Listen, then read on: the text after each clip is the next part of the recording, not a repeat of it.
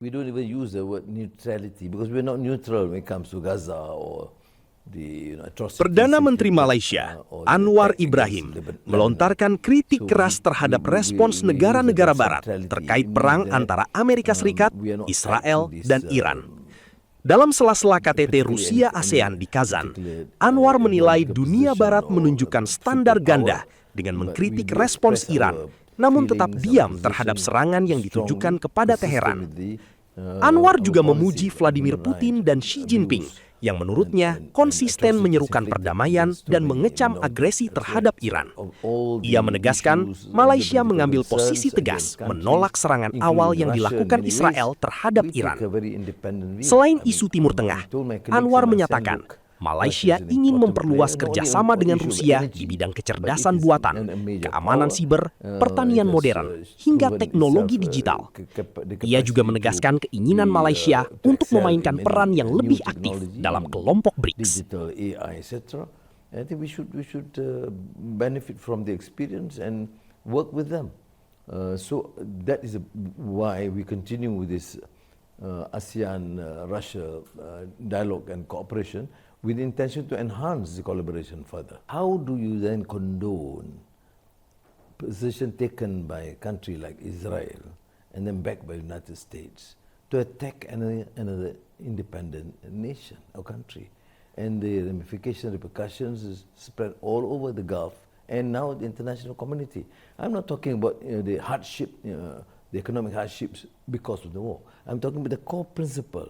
Do we condone this, or can we allow this sort of hypocrisy to persist in this more modern civilized world? That's why we took a very strong position against the initial attack by the Zionist Israeli regime. I have publicly commended and thanked President Putin and President Xi Jinping for taking a position for peace and to condemn the atrocities against the people of Iran, and now Gaza, or earlier Gaza, and now to Lebanon.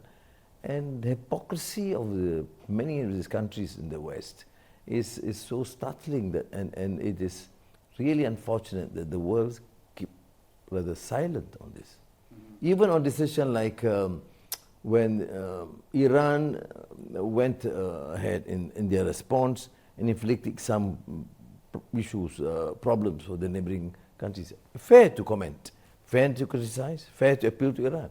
But why is there complete silence when it comes to the atrocities, the aggression against Iran? As you know, number one trading investment partner with Malaysia is still the United States. There's a huge, phenomenal growth in terms of trade investments with China, for example. But there's also enormous potential with Russia, which is growing but relatively untapped, and from digital to AI to cybersecurity to digital to modern agriculture. But these are all areas that we need to explore. I'm of course extremely thankful to President Putin, who's given a very, very supportive view on this, and even the rise of Tatarstan in my discussions, where we could enhance our bilateral relations, and we have got teams now going to not only facilitate but accelerate the process. I'm of course very grateful because when Malaysia was nominated to be a partner,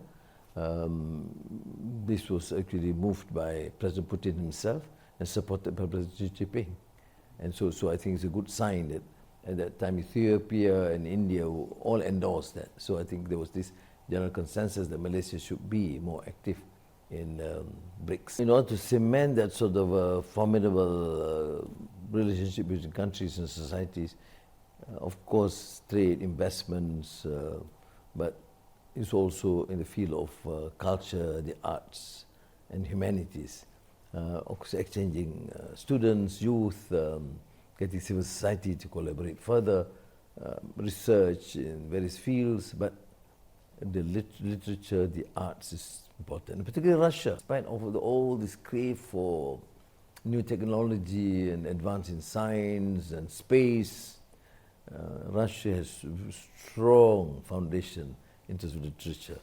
I remember speaking with President Putin, where I referred and quoted Tolstoy and Chekhov, and I saw him, clearly something so excited with the fact that somebody in a remote country, Malaysia, would be quite familiar with this. But I think this is important.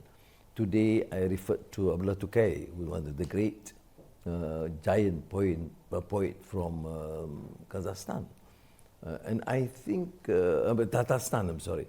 So I think this is important because then people, you understand societies, humanities. Such an experience would be less like Stalinist or some of the more ruthless regimes that do not tolerate this. But how can you actually try and cancel, let's call it cancel culture or whatever, in this modern age? And people can think and reflect. If it is plain propaganda, it will not be that successful, cannot penetrate the soul and the heart. But these are great literary works of world literary giants. To